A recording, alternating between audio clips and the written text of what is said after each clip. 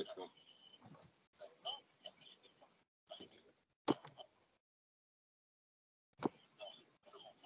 Voilà.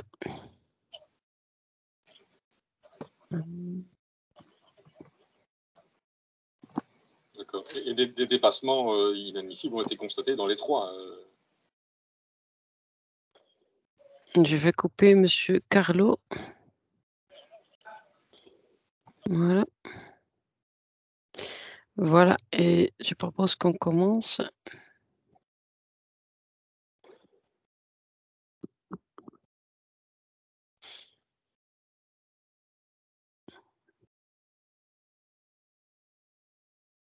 Voilà.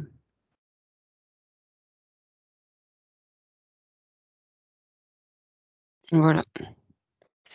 Bonjour à tout le monde. Voilà, le point presse d'aujourd'hui. Voilà, donc premièrement, situation épidémiologique et après la situation vaccinale avec un petit focus sur la troisième dose, donc la dose de rappel en fait. Donc la situation épidémiologique, donc on voit que les chiffres continuent au niveau des infections, etc., à diminuer légèrement. Donc on a aujourd'hui un taux d'incidence de 490 cas positifs par 100 000 habitants sur 14 jours et une valeur R de 0,97 qui est plus ou moins la même chose que la semaine passée. On voit ici une diminution, mais c'est en fait ça plutôt constant. Nombre de tests qui est autour de 7250 tests par jour maintenant, donc il continue à diminuer. Et un taux de positivité avec 6,5% qui devrait aussi être stable. Je m'excuse, hein, ça devrait être aussi stable ici. Et le nombre d'hospitalisations et de décès qui reste aussi plus ou moins stable vis-à-vis de la semaine passée. Donc, les hospitalisations, on est aujourd'hui à une occupation de soins intensifs de 22%, plus ou moins 60 personnes qui sont en soins intensifs, et donc ça reste plus ou moins stable, et plus ou moins un décès par jour à déplorer. Et donc ici à gauche, vous voyez toujours le nombre d'infections par catégorie d'âge. Et on voit toujours que c'est surtout la catégorie des personnes plus jeunes où se trouve le plus grand nombre de cas positifs. Dus de epidemiologische situatie blijft eigenlijk verder een beetje stabiliseren op een hoog niveau nog altijd. Dus de incidentie is verder een beetje afgenomen tot 490 positieve gevallen per 100.000 inwoners over 2 weken. Met een aantal testen die ook lichtjes afnemen naar 7250 per dag nu. En een positiviteitsratio die 6,5% is, die eigenlijk stabiel is. Dus dat is een klein foutje. En dus ook de R-waarde die ook stabiel blijft op 0,97 ongeveer. Verder zien we ook dus dat de hospitalisaties en het aantal sterfgevallen ook stabiel blijven. Waarbij we vandaag ongeveer een 60-tal patiënten hebben op intensieve zorgen. 22% van de intensieve zorg die daardoor bezet zijn. En ook 1 sterfgeval ongeveer per dag. En dus waarbij we ook zien dus dat het aantal infecties per leeftijdscategorie meer bij de jongere bevolking blijft zitten, zoals de voorbijgaande weken. Alors, si on regarde au niveau de testing, donc on a toujours les 8 centres de tests avec une bonne capacité. Donc, le nombre de tests est en train de diminuer un peu.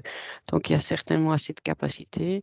Et donc, même avec l'introduction du CST et donc peut-être des tests supplémentaires à faire, les centres de tests sont tous là pour accueillir les gens dans la semaine à venir pour faire leurs tests. Alors, la situation vaccinale, on voit qu'on gagne quand même toutes les semaines encore un pourcentage plus ou moins de couverture. Donc, pour les 18+, on est maintenant à 68% de première dose et 65% de deuxième dose, donc de vaccination complète maintenant. Et pour la population totale, 55% de couverture totale, première dose, pardon, et 52% de couverture totale. Et donc, si on regarde au niveau des catégories d'âge, on voit aussi que les chiffres continuent à grimper petit à petit. Et si on compare, par exemple, le début du mois de septembre versus le début du mois d'octobre, on constate que c'est dans les catégories d'âge les plus jeunes, même si les chiffres peuvent toujours augmenter, évidemment, on a quand même gagné le plus de pourcentage. Donc, pour les Plus que 65 ans, on est vraiment maintenant bien au-dessus de 80%.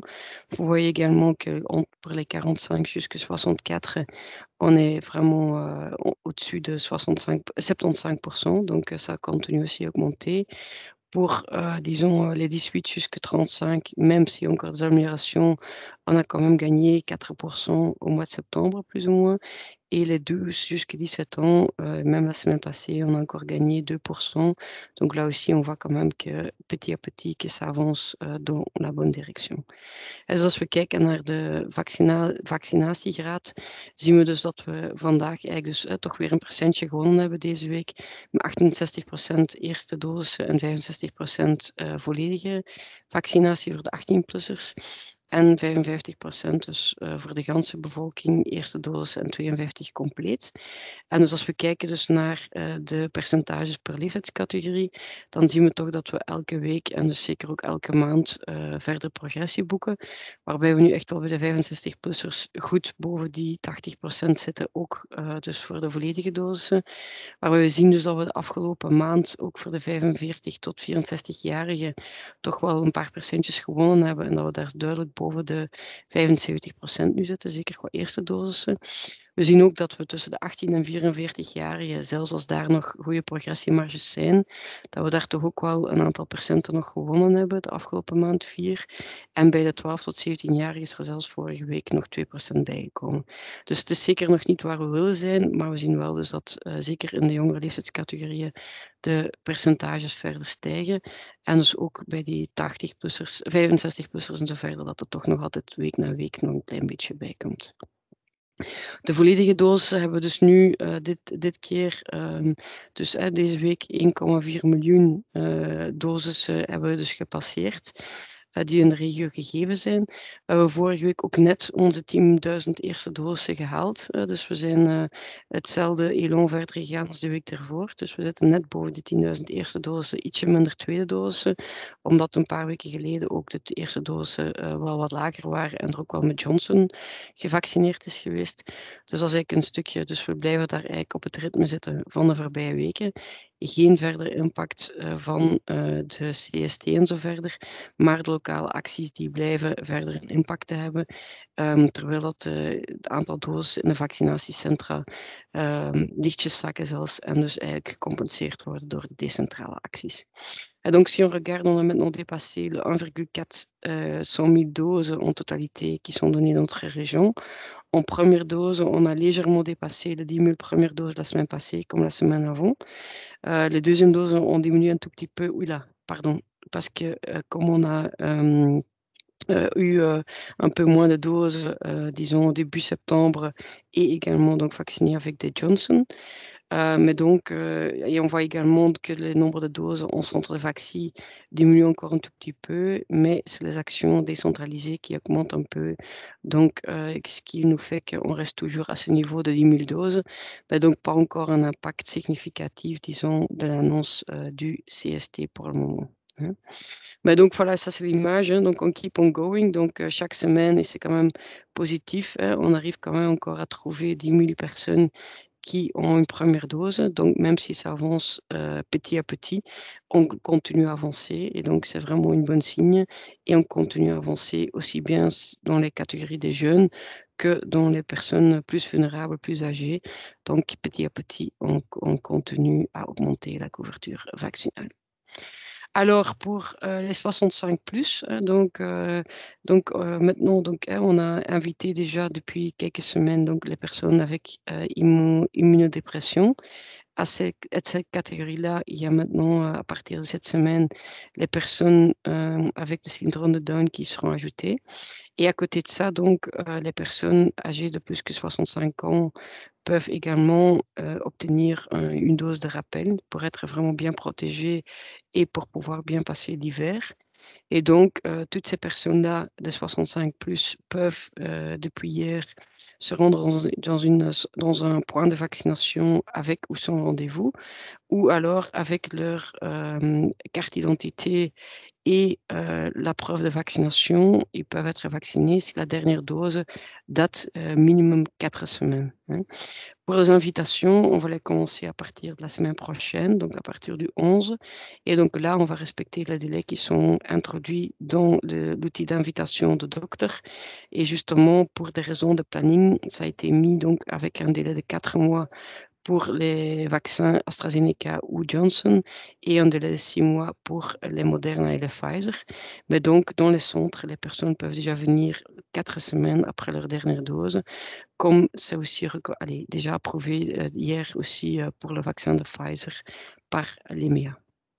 Donc, on continue et donc, on a déjà eu les premières personnes hier qui sont venues dans les centres de vaccination pour avoir leur vaccin de rappel, donc des personnes plus âgées que 65 ans. Dus we hebben eigenlijk sinds een paar weken dus de personen met immunodepressies zijn uitgenodigd geweest. Daar worden deze week de personen met trisomie 21, dus met syndroom van Down, wordt daaraan toegevoegd. En daarnaast zijn dus ook de verschillende voorbereidingen getroffen om ook de 65-plussers een rappeldosis te kunnen toedienen. Sinds gisteren zijn zij welkom in de vaccinatiepunten, dus zowel de vaccinatiecentra als de verschillende lokale vaccinatiepunten voor een boosterdosis, zoals we dat noemen, als er tenminste 4 weken zit na hun laatste vaccin. En vanaf volgende week zullen ze ook uitgenodigd worden. En dat gaat dan gebeuren volgens het algoritme dat voorzien is in Dockler, dus waarbij de uitnodigingen worden gestuurd. En waarbij er dan omwille van planningsredenen een delay wordt gerespecteerd van 4 maanden voor AstraZeneca en Johnson en voor 6 maanden voor Moderna en Pfizer.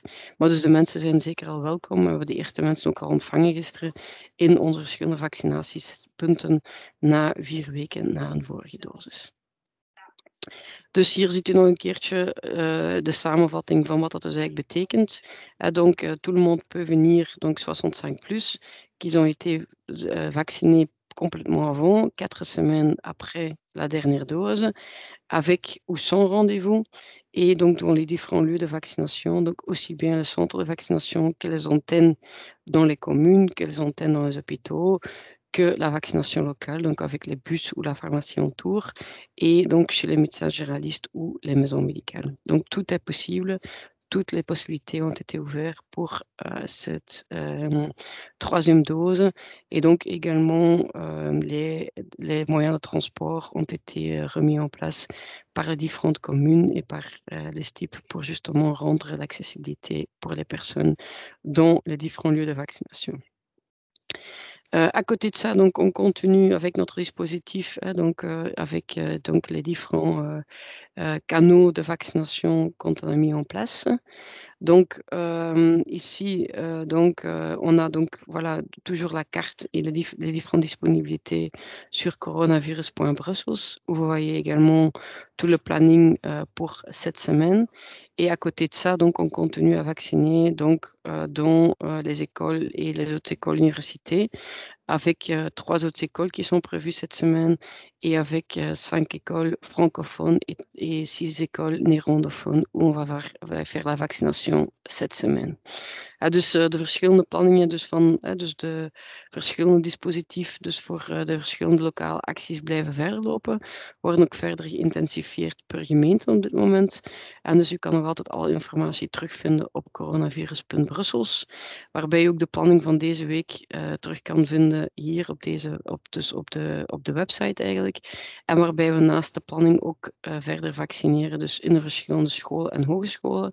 En waarbij er dus deze week 3 hogescholen zijn voorzien en 5 Franstalige scholen, 6 Nederlandstalige scholen, waarbij er verder gaat gevaccineerd worden. Ici, vous voyez encore quelques photos donc, des différents points de vaccination où justement on a les différents points, par exemple ici la gare de Midi, des vaccibus qui continuent également, donc Brussels-Brost, donc également des événements où on va vacciner, l'antenne de Koekelberg, donc dans les rues, etc. Et également donc différentes actions de sensibilisation qui sont de plus en plus amplifiées, donc où justement on organise des sessions de sensibilisation des acteurs locaux, où justement c'est un principe de train-de-trainer et donc où on va bien informer et répondre aux questions de tous les acteurs locaux qui sont en contact avec la population et qui par la suite alors peuvent aussi répondre aux différentes questions des citoyens. Donc ce sont des processus qui se amplifient. Et donc, on a vraiment discussion maintenant commune par commune, où on va chaque fois regarder toutes les actions qui sont déjà en cours dans la commune et où on va également donc établir un bon planning pour les semaines et les mois à venir dans chacune des communes et pour justement avoir une bonne coordination d'un côté des plannings opérationnels de toutes les vaccinations qui vont avoir lieu et de l'autre côté également de toutes les actions de sensibilisation pour justement encore permettre d'avoir un meilleur outreach, donc de vraiment faire une bonne sensibilisation avant les actions de vaccination et également donc de s'assurer que les gens sont bien informés et qu'ont été informés par des personnes de confiance avant que le bus se passe. Donc il y a énormément d'actions qui se mettent en place et qui on essaie donc maintenant de rassembler au niveau de la commune pour avoir une très bonne vue sur la situation en globalité. Dus hier zien we nog een aantal foto's van de lokale vaccinatiepunten, waarbij je bijvoorbeeld hier dus het Brussel-Zuidstation ziet, een paar bussen ook, dus op de evenementen zoals Brussel-Brost vorige week, ook in de verschillende straten die we eigenlijk aandoen. En dan hier ook een foto van een ontbijt met sensibilisering dat heeft plaatsgevonden. En dus waar we echt ook wel meer en meer aan het inzetten zijn op de sensibilisering van in de eerste plaats dus eigenlijk een heel aantal lokale actoren, lokale organisaties die ook nog met vragen zitten en waarbij we echt deze mensen proberen goed op te leiden op hun vragen te antwoorden, zodat zij ook nog beter op de vragen kunnen antwoorden van hun burgers eigenlijk en op die manier dus ook nog veel beter aan sensibilisering kunnen gaan doen. Dus we zijn eigenlijk echt bezig met elke gemeente om te kijken welke zijn nu eigenlijk alle verschillende acties die al lopende zijn, dus op basis van de lokale vaccinatiepunten, op basis van de bussen en zo verder, waar nog verder potentieel zit. Enerzijds dus rond de operationele planning en dus alle bussen en antennes en zo verder die kunnen voorzien worden.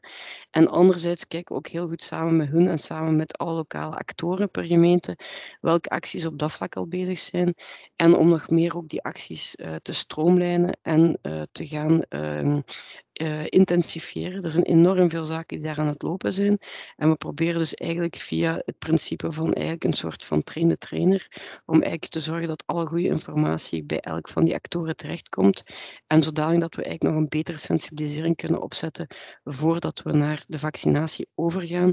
En zodanig dat de mensen zeer goed ondersteund zijn en de goede uitleg kunnen geven om op die manier nog meer burgers te bereiken en nog beter te kunnen informeren vooraleer dat we langskomen met onze verschillende vaccinatieantennes of vaccinatiebussen.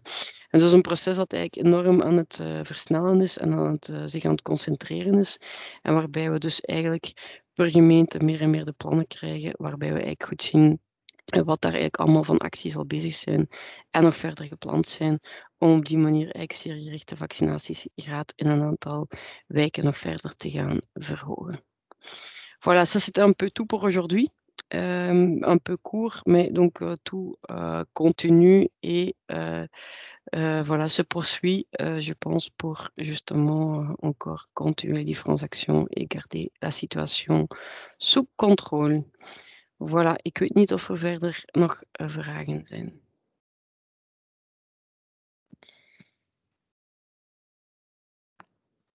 Ja, goedemiddag. Hoort u mij? Rogine Ferro voor Brus. Ja. Wel, ik had een vraag. Maand geleden was er een wiskundig model van de Universiteit van Antwerpen dat een nieuwe vierde golf voorspelt. Ze voorspelden dat Brussel op een 400-tal ziekenhuisbedden zouden landen. En ik zie nu dat er nog steeds 226 mensen in de ziekenhuizen liggen. Van een vierde golf lijkt er dus niet echt sprake. Waren die voorspellingen volgens u fout? Is die vierde golf afgewend? Ik denk dat het een beetje vroeg is om daar zo over te gaan. Dus we zien inderdaad dat op dit moment gelukkig dus het aantal ziekenhuisopnames wat gestabiliseerd is, zoals ik ook een uitleg gaf. Ik denk, dus we hebben nu ook aan de U Hasselt, want het is eigenlijk U Hasselt die daar die simulatie heeft gemaakt, hebben we ook een update gevraagd om eens nog eens opnieuw te kijken wat het gaat geven. Het is inderdaad zo dus dat het ietsje lager ligt dan een maand geleden werd voorspeld. Er zijn natuurlijk tevreden mee, om het zo te zeggen. Maar opnieuw, ik denk dat we nog zeker wel moeten voorzichtig zijn, ook omdat we vorig jaar bijvoorbeeld gezien hebben dat ineens dus de infecties en de ziekenhuisopnames ineens kunnen stijgen ook. Dus vorig jaar is de tweede helft van september was kalm en dan ineens begin oktober is het pijlsnel de lucht ingegaan. Dus ik zou toch wel graag nog een paar weken voorzichtig zijn en goed kijken wat er nu gebeurt. En we weten ook dus dat de files alleen maar toenemen, dus er meer en meer ook weer verkeer en mensen die ook naar onze hoofdstad komen. We zien ook dus dat het academisch schooljaar terug begonnen is voor 2 weken geleden voor de hogeschoolstudenten, vorige week voor de universiteitsstudenten. Dus laat ons een beetje daar afwachten wat er nu nog allemaal gaat gebeuren. Maar ja, voorlopig kan ik alleen maar tevreden zijn dat het lager ligt dan hetgeen dat voorspeld is geweest. Ja, dankjewel. Ik had ook nog een vraag over het vaccin dat nu wordt toegediend. Ik weet niet of dat al was aangekondigd of dat het een ommezwaai is, maar in veel vaccibussen en posten wordt tegenwoordig precies geprikt met Pfizer en niet meer met Johnson & Johnson. Klopt dat? En wat is de reden? Ja, dat klopt. Dus we zijn er meer en meer inderdaad naar Pfizer aan het gaan. En dat is eigenlijk omdat we inderdaad ook horen van de bevolking toch dat er meer appetijt is, om het zo te zeggen, voor Pfizer dan voor Johnson. Dus vandaar ook de keuze om zoveel mogelijk mensen daarop aan te spreken en te overtuigen zich te laten vaccineren. En als daar dus een rem zit op een aantal vaccins, dan vaccineren liever met een ander vaccin. Dus in dit geval met het Pfizer-vaccin. Waarbij we ook weten dat de protectie ook wel nog ietsje beter is met het Johnson-vaccin. Dat ook wel erbij. Maar dat we ook... we hebben dat in het begin niet gedaan, omdat we dan zeker moesten zijn dat de mensen terugkwamen voor een tweede dosis. We zien nu dat eigenlijk maar 2% ongeveer van de mensen niet komt opdagen voor die tweede dosis. Wat eigenlijk in lijn ligt met de rest van België als no-show percentage. Dus vandaar dat we eigenlijk er nu ook wel voor opteren om dan toch terug met de Pfizer meer en meer te beginnen vaccineren, omdat we dan ook zien dat er meer mensen toch ook zich willen laten vaccineren. Ja, en ik heb misschien nog 1 vraag. U had het daar straks over een soort van stijging bij de jongeren, dat u toch wel opmerkte vorige week, maar voor alle duidelijkheid, dat heeft niets te maken, of toch weinig, met de invoering van het COVID-safe-ticket. Heeft u daar misschien al wat impact gezien, of nog niet? Het is natuurlijk moeilijk om in te schatten wat daar al dan niet de impact van is. Hè. Dus ik denk, het is de voorbije weken, dus ik denk dat het, als je kijkt naar de voorbije maand, zien we de grootste stijging in de jongere leeftijdscategorieën. Ik denk dat dat ergens ook logisch is, omdat daar ook natuurlijk het grootste potentieel ook zit. Hè. Dus dat is zeker een stuk van het verhaal. Er zal waarschijnlijk ook wel een impact zijn, doordat de CST eraan komt, dat er toch een aantal jongeren al zijn van, oké, ik zal me dan toch maar ook laten vaccineren. Natuurlijk ook een heel stuk door de verdere sensibilisering die we blijven voortzetten en zoveel mogelijk proberen ook de goede, juiste informatie ook aan iedereen te geven. En dat er toch ook een aantal jongeren daardoor ook eerder de overstap maken. Dus heel moeilijk om in te schatten wat de cijfers zouden geweest zijn, moest er geen aankondiging zijn van het CST. Maar dus we zien eigenlijk dat onze cijfers van het aantal vaccins die we toedienen ongeveer stabiel blijven. Dus het is zeker niet zo dat we het Macron-effect hebben, dus zoals in Frankrijk dat het storm loopt. Maar gelukkig ook dat de cijfers niet zakken, dus door alle inspanningen die ook geleverd worden. En ik denk echt wel een heel groot stuk ook door de verdere sensibilisering en proximiteit die we aanbieden, dat er toch een aantal mensen zijn die zich ook nog verder laten vaccineren. Dankjewel. Alsjeblieft. Luca Colamonici, joli nom. Oui, bonjour, j'interviens pour le journal du médecin. Alors en fait, j'avais une question à vous poser par rapport aux écoles. C'est beaucoup revenu lors des dernières conférences de presse ces dernières semaines.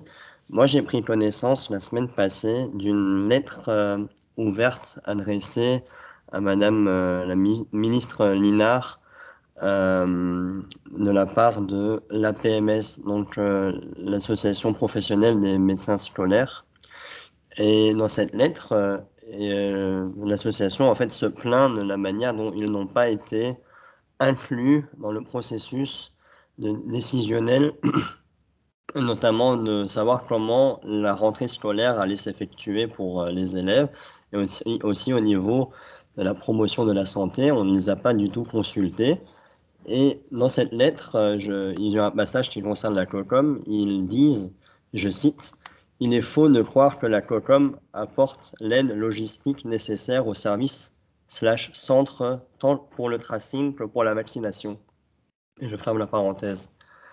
Est-ce que c'est vrai ce qu'ils disent, qu'il n'y a aucune aide logistique qui a été apportée au service PSE et au service PMS dans les écoles, ou ils exagèrent un peu au niveau de la description de l'aide qui a été fournie? Ben, je pense que je peux juste réagir pour la partie de la COCOM, hein, que Bien sûr. toute la vaccination qui se fait pour le moment dans les écoles, il y a beaucoup de bus et donc des équipes de la COCOM qui sont déployées. Il y a certaines écoles qui organisent la vaccination eux-mêmes, mais la plupart, ce sont nos bus qui sont là. Et donc, on a également fourni tout le matériel de sensibilisation, etc., qu'on a élaboré également avec les cabinets de DISIR, hein, donc pour vraiment fournir aux écoles et en collaboration également avec l'ONE. Et on continue à travailler en étroite collaboration avec l'ONE et les cabinets d'ISIR justement pour cette vaccination dans les écoles. Donc je ne pense pas du tout qu'on peut dire qu'on ne prévoit pas le support logistique, etc. On va même beaucoup plus loin qu'uniquement le support logistique. Donc je pense que là, franchement, on essaie de vraiment mettre en place une très bonne collaboration entre les différentes parties pour justement les appuyer au maximum pour faciliter la vaccination. Donc ça, c'est pour la partie vaccination. Pour la partie de tracing, là aussi, donc il y a des discussions qui sont en cours et qui sont en cours depuis des mois en fait, pour voir ensemble comment on peut garantir un tracing qui est qualitatif d'un côté et de l'autre côté le moins impactant pour le travail des PSE et donc pour le travail justement de santé publique pour les PSE. On sait très bien que c'est assez lourd hein, pour tous les médecins scolaires pour justement gérer la situation dans les écoles. Et donc, il y a des discussions en continu avec l'ONE, avec également l'AVIC, en fait, pour vraiment regarder ensemble comment on peut au mieux faciliter le processus de tracing dans les écoles et comment on peut soulager le travail des PSE. C'est des discussions qui continuent et il y a même une réunion encore prévue demain pour discuter plus loin de ça. C'est pas évident parce que justement, il faut quand même pouvoir faire un tracing et c'est pas non plus quelque chose qui est très évident justement de dire voilà, il y a des centres d'appel, etc., qui vont reprendre le boulot. C'est quelque chose qui est pas justement pour des raisons informatiques et autres, pas aussi simple de faire. Mais donc, on essaye vraiment de chercher des solutions ensemble. Donc, en plus des vaccibus que vous avez cités, est-ce qu'il y a d'autres comme appui logistique qui est donné, il y a quelques exemples qu'on pourrait donner en termes Et on d'appui? prévoit des vaccibus, on prévoit donc le matériel de communication, de sensibilisation, on prévoit les différentes procédures à mettre en place, on prévoit évidemment la livraison des vaccins et tout le matériel pour vacciner, on prévoit du support administratif dans les écoles quand il y a des PSE qui veulent vacciner eux-mêmes. On prévoit les centres de vaccination où les écoles peuvent aller avec leurs élèves voilà, pour amener les élèves dans un centre ou un point de vaccination, etc., etc. Donc, je pense qu'il y a énormément d'appui qui est prévu. Très bien. Écoutez, je vous remercie beaucoup. Voilà. Monsieur Mathieu Ladevez. Allô, oui, bonjour. Je suis de la dernière heure en fait. Je voudrais également vous poser quelques questions au sujet des écoles. Ça fait déjà un petit bout de temps que vous intervenez dans les écoles. Est-ce qu'il y a moyen de faire un petit bilan? Est-ce que ça marche? Combien d'écoles concernées? Combien d'enfants, d'ados ont été vaccinés? Est-ce qu'il y a un taux de refus important ou pas? Enfin, voilà, s'il y avait des petites infos à ce sujet-là, ça m'intéresse. Oui, donc je préfère en fait qu'on fait le bilan ensemble avec les partenaires en fait, parce que je préfère qu'on prépare quelque chose et qu'on sort hein, les conclusions ensemble. C'est bien d'être aligné avant de sortir des chiffres, etc. Mais je pense qu'en globalité, on peut dire que ça avance. Hein, donc, peut-être pas avec la vitesse qu'on avait imaginé pendant l'été, mais ça avance. Et donc, je pense que voilà, on continue le travail avec beaucoup de sensibilisation et beaucoup donc d'informations, etc. Et la vaccination par la suite. Et donc, je propose que la semaine prochaine, on revient vers vous avec un schéma plus complet. Ok, d'accord. Et juste pour pour être précis, vous avez dit que cette semaine, il y avait 3 écoles qui allaient recevoir un bus. Enfin, vous avez parlé de 5 écoles francophones, 6 écoles néerlandophones, et avant 3 écoles. J'ai peut-être mal compris, mais c'est quoi les 3 chiffres exacts? hautes écoles. 3 hautes 3, écoles, d'accord, ouais. ok. Et semaine prochaine, vous faites un plan sur les écoles, alors. Ouais. Merci.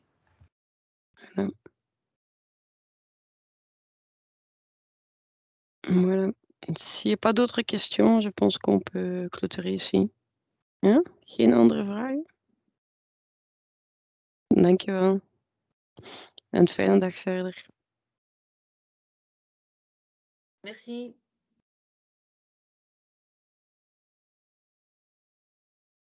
Merci.